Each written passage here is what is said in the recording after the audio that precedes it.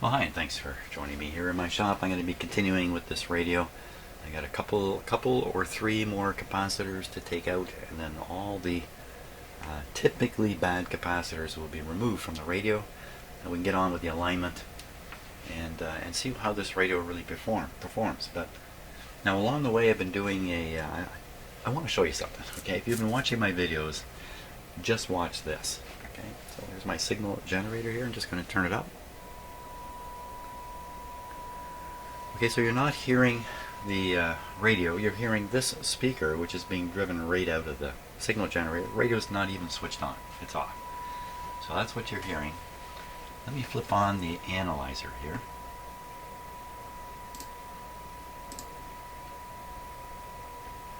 Okay, so I've showed you this a few times in analyzing the output of the radio, and each time I've spotted some harmonics. So on the screen right now, if you look around where it says 1K for 1 kilohertz, you'll see a peak. Let me just turn the volume up and down, or turn it down. You'll see the peak disappear here. Okay, so that's the sound coming out of the speaker being picked up by a microphone in my shop here. Same way I did it with the radios. Now I'm going to turn it up. Okay, so at 2K, what do you see? You see another peak. And I'm just noticing now at 3K, nothing.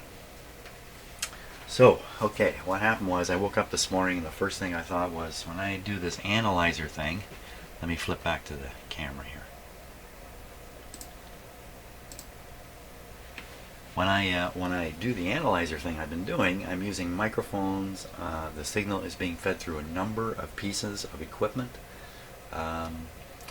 before it gets recorded onto the video, including my computer, sound card.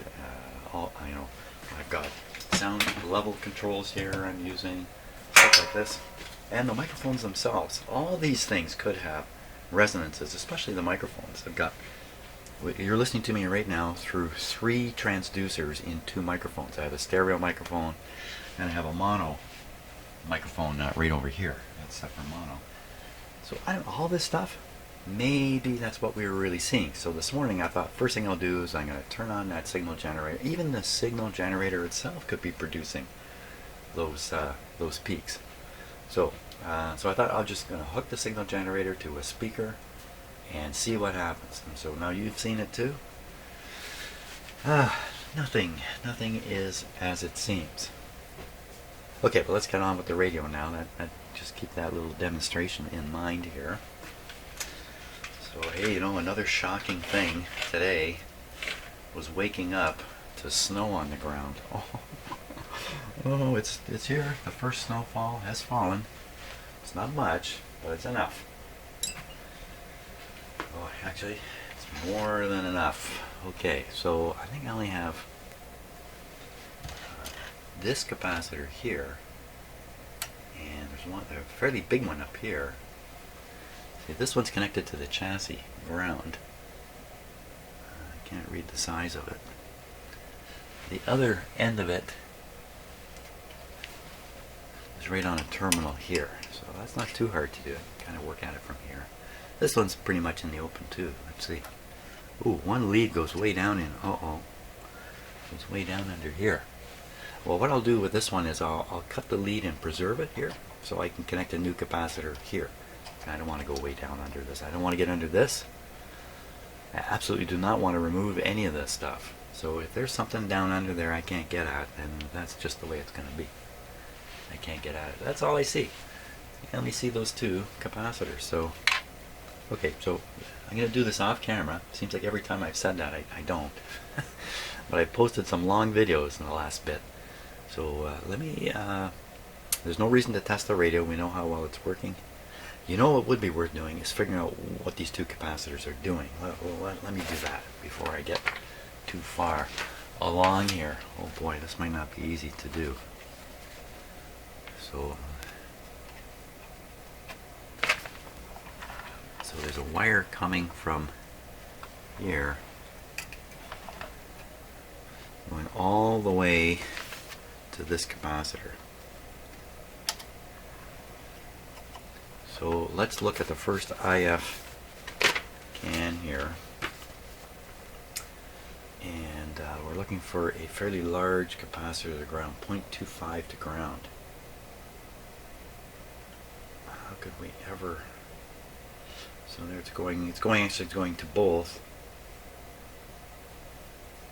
This lead. So this is the B plus in.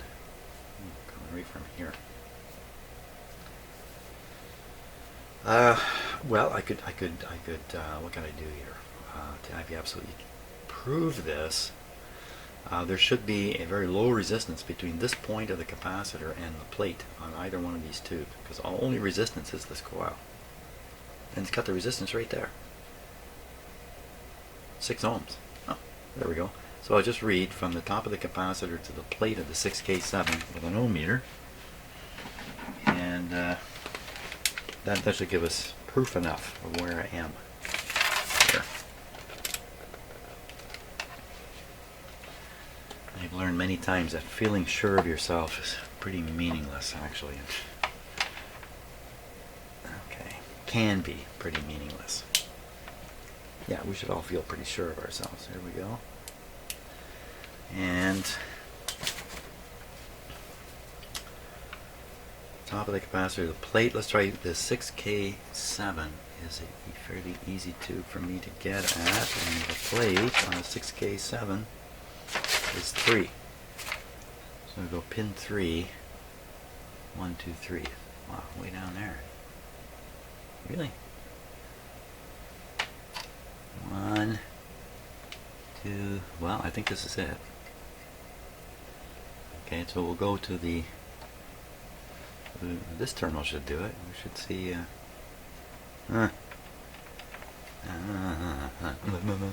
let's just start with this. Did I get this even right? So I think I'm following the same wire. How can I get this wrong? This here. How could I get this wrong?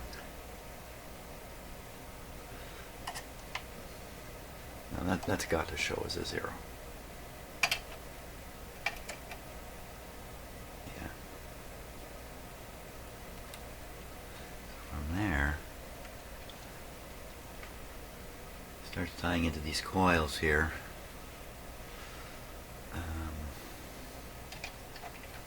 Another wire goes, oh my gosh, gets lost way back in there.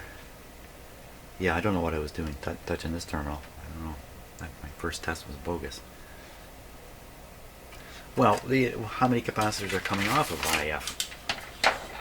The first IF. I mean, how many could there be? So there's only 4 leads here. How can we get this? No capacitors. This one here, that hits that capacitor that I think it is, 0.25. And this go in the same plate. That's got to be it. That's got to be the one. That's just got to be the one. Now the other one looks like a 0.01, and it's connected to this this coil. This is the antenna coil. So you see a 0.01 right off the antenna coil. No.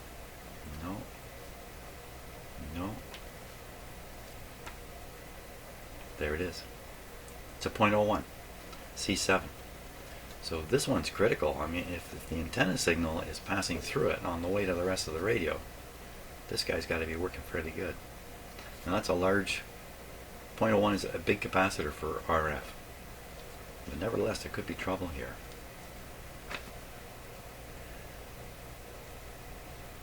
So we'll knock this one out, and we'll knock out this one. Okay. I will begin the knocking process. Okay, well, I got this capacitor out. It's not a 0.25, it's a 0.1. So I study the schematic some more, and sure enough, there's a 0.1 right down here. This is the 0.1. Oh my gosh, what's it connected to here?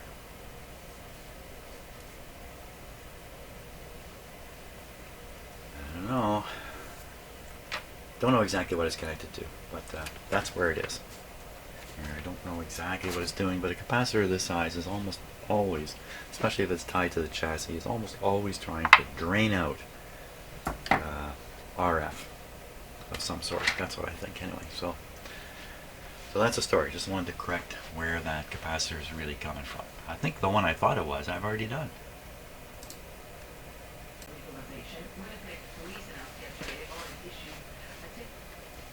Just listening to the news there before I show you something, and of course the news in Canada today, the day after, the second day pot is legal, and the news is about the pot supply not being enough. It's not enough pot to go around. Yeah.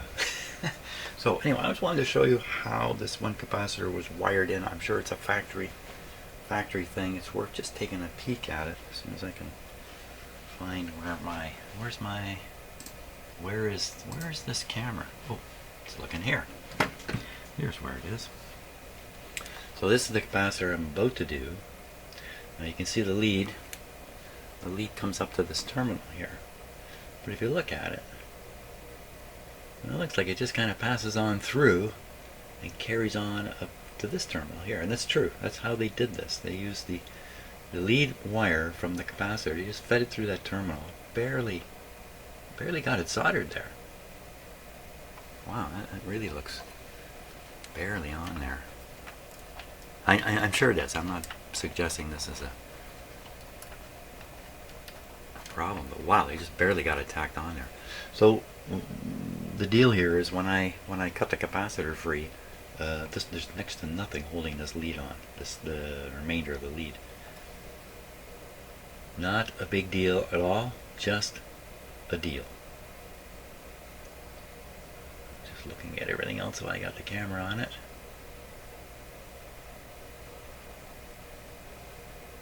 Lots of mica capacitors in there, all of which I'm quite certain are going to be okay. Nothing else though. Okay, back to doing the capacitor there. Okay, I think it's time to give this radio a big test. As far as I'm concerned, at this point, I've done all the replacements I should need to do or want to do, and the radio is in its final state except for alignment. So let's fire it up here. Keep an eye on those lights. Now, these were minor changes. Good.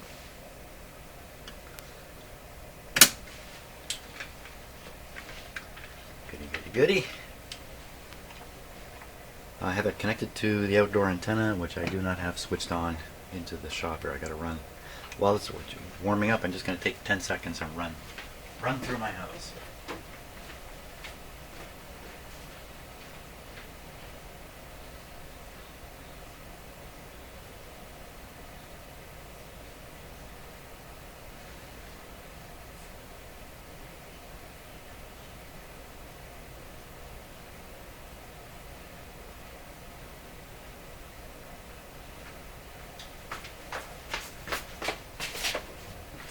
Okay, warmed up.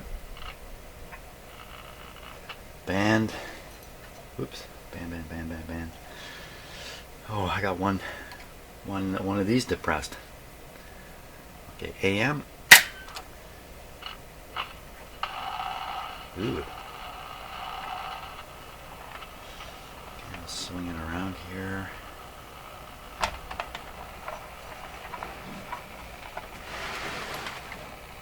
Just sounds horrid.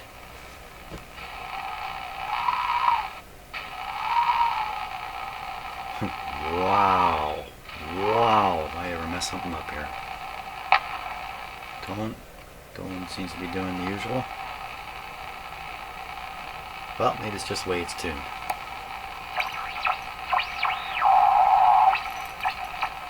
Uh-oh. All those heterodyne tones that you're hearing, beat tones. What am I doing wrong here? So I have no signal generators running, nothing going on here, just this messed up radio here.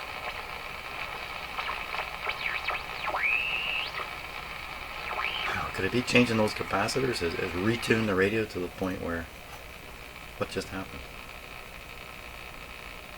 Okay, what? Oh, you know, that sounds like an oscillation coming in and out. Let's see if I tune down here and it goes again. Isn't that something, right? I can hear it come in. Where's the other way around? No oscillation? Well, this is interesting. You know what? Sometimes I'm real happy when things don't work.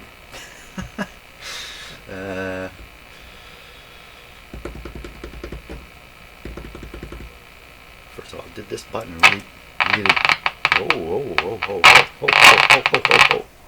Ho. That's enough ho-hos.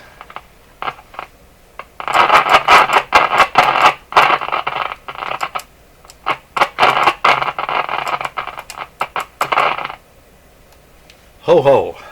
Okay, power off. I'm going to try to clean these switches here.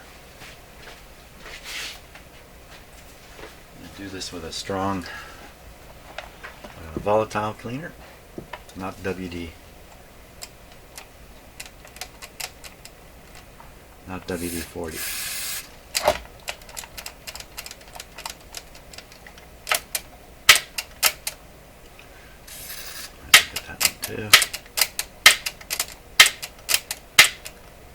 Oh, that's interesting.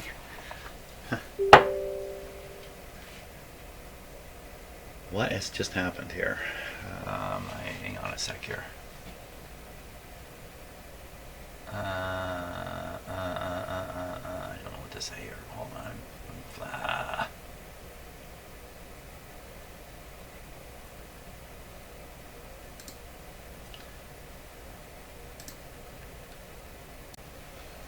Okay, just a little computer thing happening there. No consequence. So I'm going to try to get all these buttons just. The ones back here look pretty clean, actually.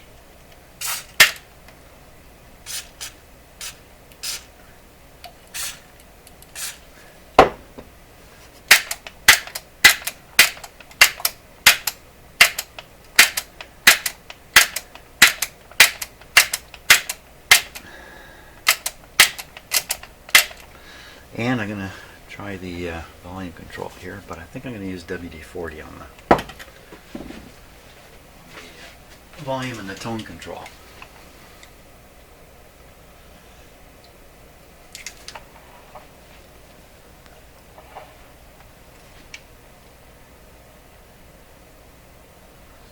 I don't know if that's really a hole into it.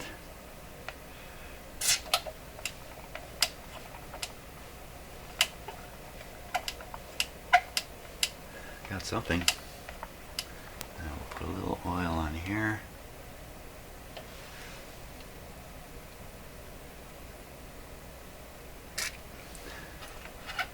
Just a little wee bit.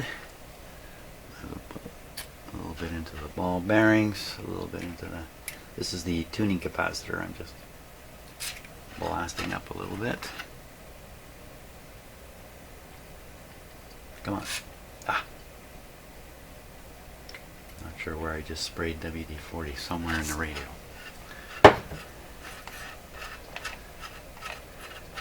Okay, that feels pretty good. It still feels like there's goop in it. Maybe that's a good thing.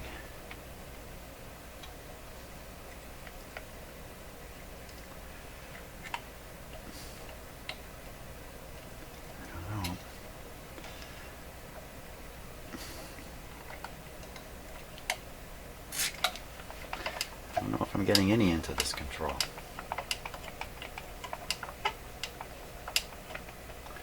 Getting something in the shaft here.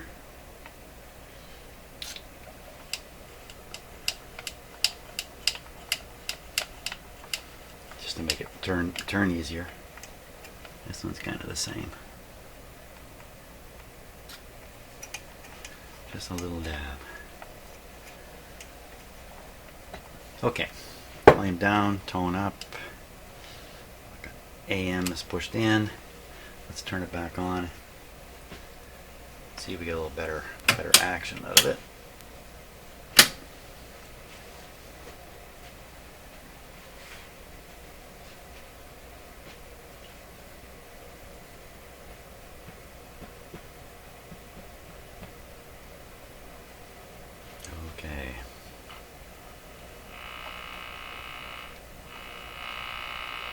full volume.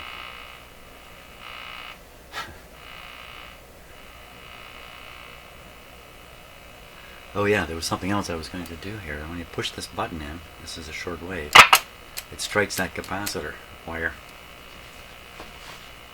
Not causing any problem.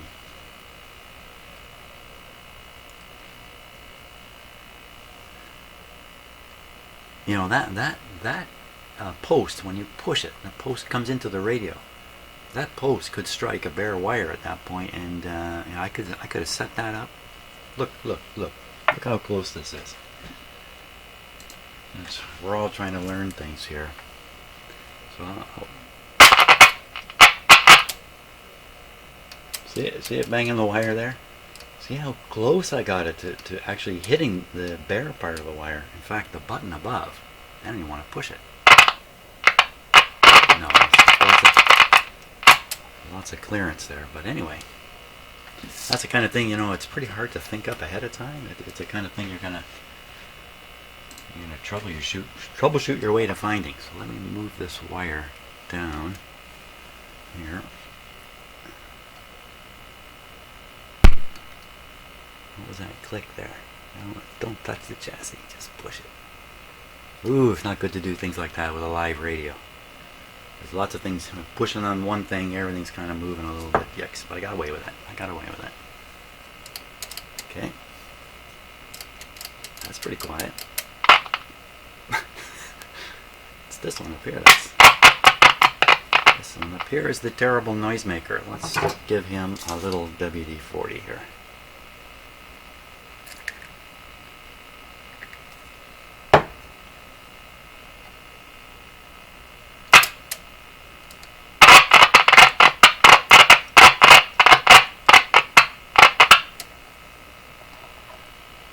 Okay, AM. Wow, it's just, you know, there's probably contacts on the other side of this thing. Oh, is there? No, it doesn't appear to be. It appears to be all the sliding contacts are on the face of it here. You can see the dirt on it.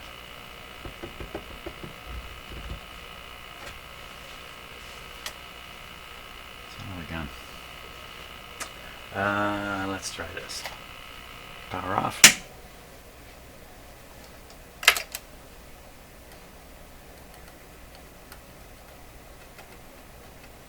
Yeah, that stuff that's on there, whatever it is,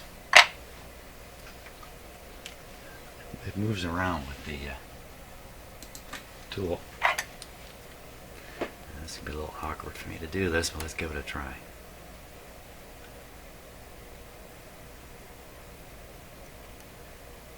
Black junk here. I think you can smear it all around.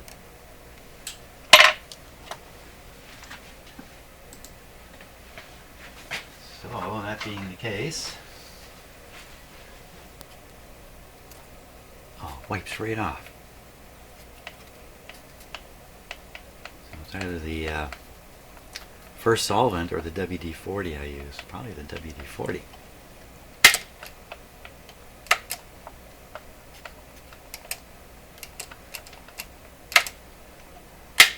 Now I'm watching the spring clips there to see when the metal slides under them, do they move up? Because if they don't move up, that means they're bent up. You're not making contact, right? Sometimes I'm so impressed with my hands, it's just okay. Okay, let's try that. Power on. Full power right away. I'm getting bold. Here.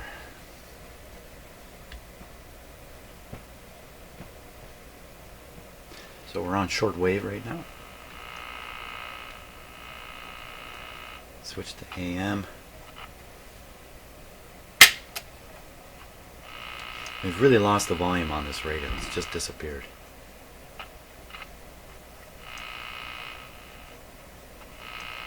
That's very disconcerting. I do have an antenna connected. Antenna is switched on. Hey, there's no antenna action there.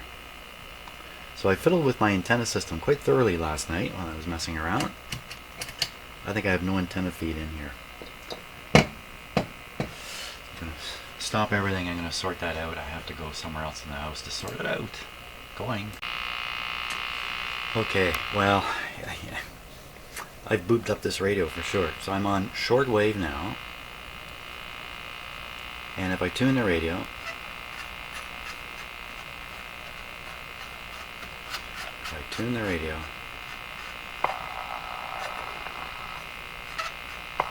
breaking into oscillation.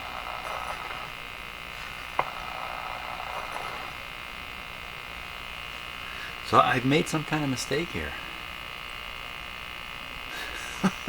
I'm proud to announce. What the heck could that be? What the heck did I do here? 0.1, and that's a 0.1. 0.01, put a 0.01 in. It's definitely the right lead. It has to be connected there. This guy's definitely gone to ground. I just don't see anything.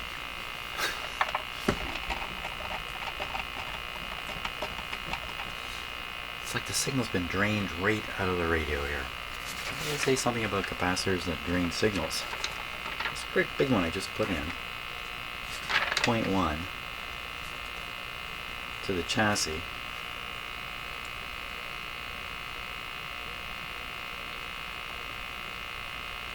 It's connected to a wire.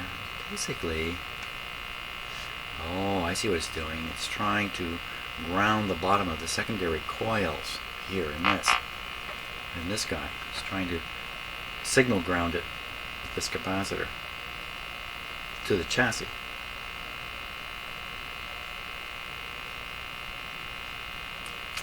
So that shouldn't really cause a problem. You want this point to be essentially 0 to the chassis. With the antenna connected to the chassis here.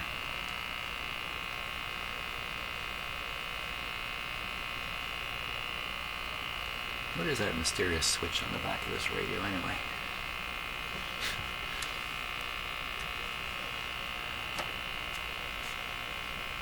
Son of a gun. I'm stuck here. I put in a defective capacitor. Wow, there's a little chance of that. I usually check the capacitors, believe it or not, before I put them in, just to make sure I'm not getting the size wrong, which I did with these two. Schematic calls for a 0.25. Oops, here. No, it's a 0.1. It's a 0.1. It's a 0.1. It's just what it's calling for. I am, mama.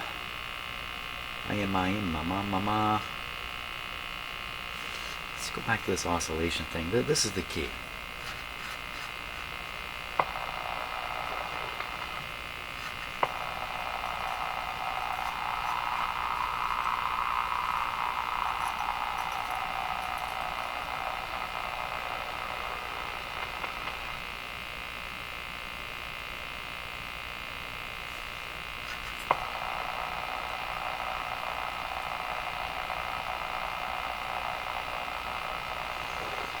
I don't know, could an alignment correct all this? Did I change a part that is throwing the alignment so far out that it's doing weird stuff now? Boy, that's hard. That's hard to believe.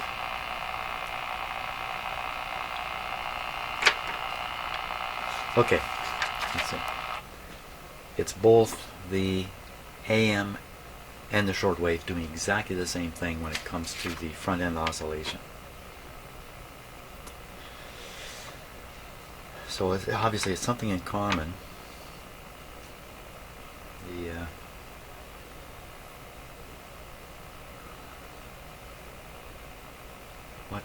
what? I'm really floored here. I mean, what's going through my head over and over is put back the old parts and see what happens. That's kind of crazy, isn't it? Well, I could lift the two parts I put in, lift them off and see what happens. And I could actually put the old ones back in. I can't. I cut these leads so short. These aren't going back in. That's a stupid idea anyway. But this has to come from any one of about 13 things. So the radio appeared to be working. I changed 2 capacitors. It's not working. It's got to have something to do with those 2 capacitors. Which one is more likely the cause of the problem?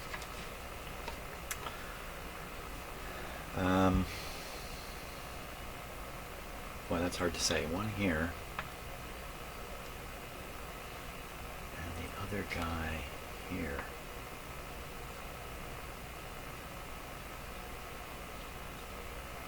This guy's, he's actually conveying the actual antenna signal. Not on this side of the transformer. He's actually taking it off this side here, coming around and going into all this. Okay, so I studied the switch one night. I understand the diagram here, which is hard to understand. So let's see if I can follow my way through it. I know this isn't helping you as a viewer. So it depends which button you got pushed. I've got broadcast pushed. So this comes down here with broadcast pushed. This is now tied to this. And it's on its way up here to the tuning. And also on its way. So here's where it's got to get to. It's got to get on this wire. The antenna signal has to get onto this wire. So pushing the short wave.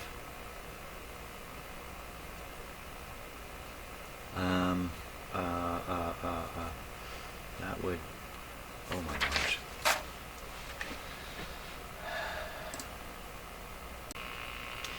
Well, I've tried a number of things now to sort out what's going on with this radio and this variation in its operation depending upon if the capacitors, the tuning capacitors, half open or half closed. Yeah, it's the same thing, isn't it?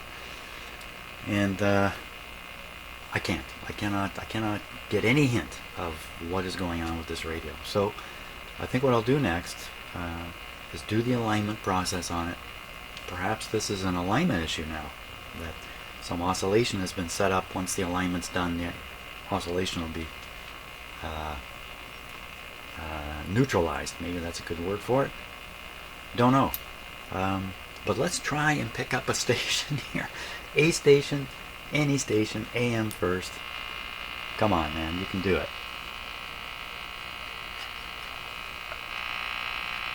Maybe you can't.